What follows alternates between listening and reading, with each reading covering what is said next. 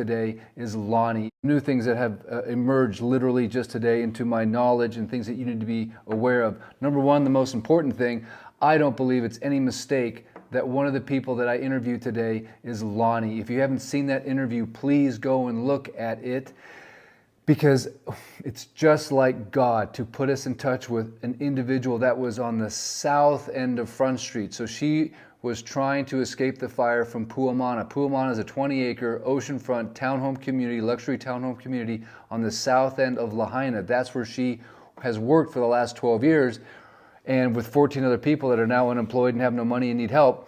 But ultimately, she was trying to leave, and by her own eyewitness testimony, she exited Puamana, and to get to the highway to escape Lahaina, you would just take a right, and right there you're at the highway and the south end of Front Street, and you could take a right and you'd be gone. You'd be out of Lahaina. That was blocked. It was literally blocked. The south end of Lahaina, at the time that she was leaving, which I think was 3:30 p.m., she could not just go back. She couldn't leave. So then she was routed up through Lahaina town, and eventually, if you listen to her story, she was able to come back, and she followed a truck that went around the blockade to exit onto the highway and escape.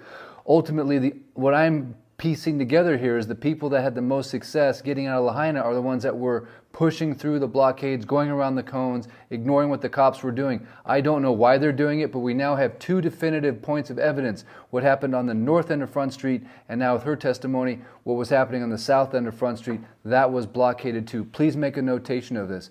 And do with this information. Say a prayer and say, God, what do I do with this information? Help me. If you're an attorney, if you're someone that can help us preserve evidence, is there someone that you know that can come forward and tell their story on this channel?